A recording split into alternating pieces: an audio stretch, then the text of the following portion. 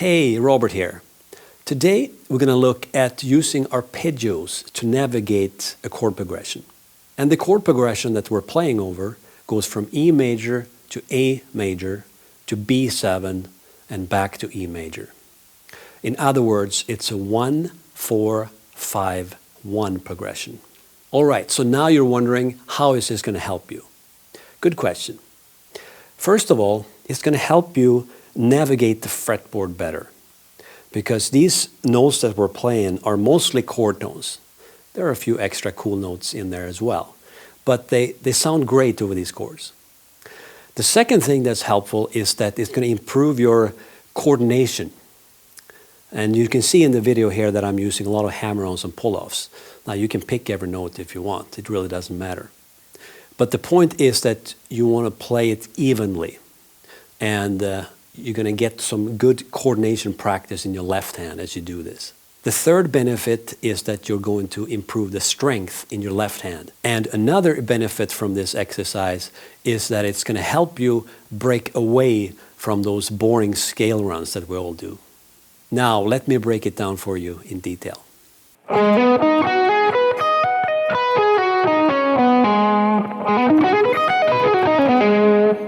So you can see I'm using hammer-ons and pull-offs.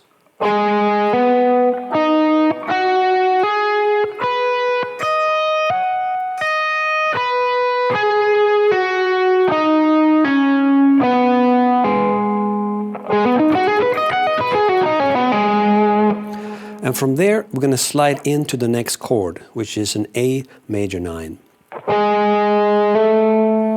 And from there, we'll play .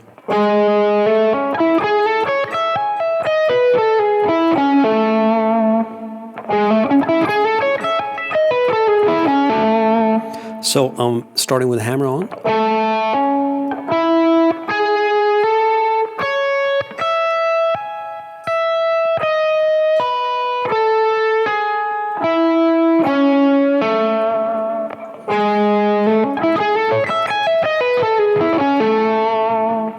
And then we're going to go into the B7 chord. And you see I finished the arpeggio over A with the pull-off.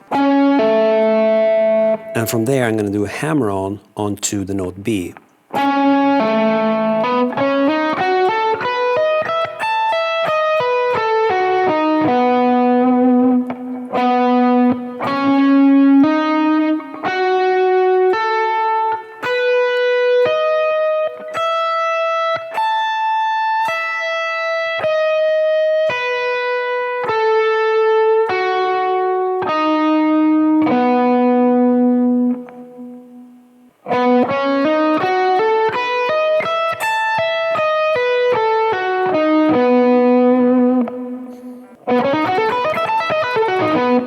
And from there, we're back into the E major 9 chord again.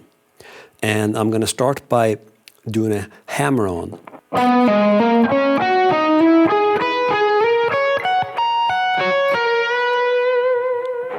And this is a really cool idea. What I'm doing here is I'm alternating between two major triads, the F sharp major triad and the E major triad. And I'm starting with the F sharp major triad with this inversion. Then I'm sliding into the E major triad. Then I'm sliding into the F sharp major triad again.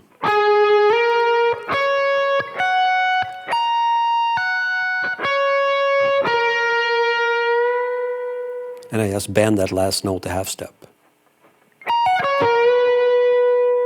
That's a cool idea.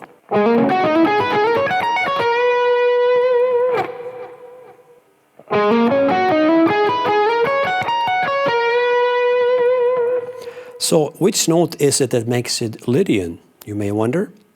It's this note, the sharp 11.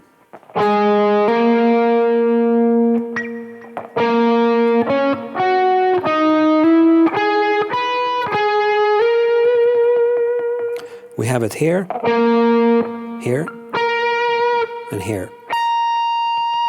And just so you know, if you have a major chord that doesn't have a natural 11 in it, for example, an E major 7 or E major 9, you can still use the sharp 11 to create that cool Lydian sound, because there is no clash.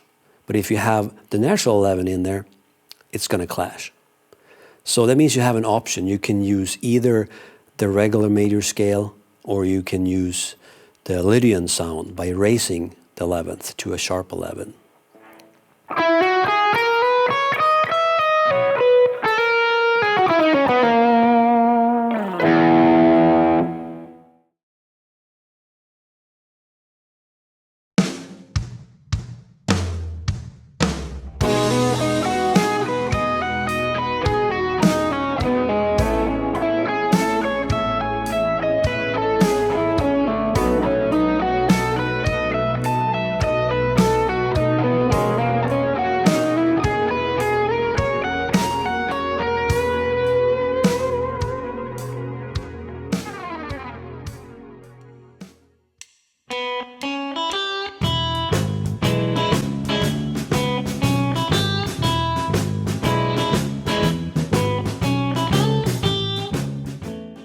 All right, there you go. How did you like that?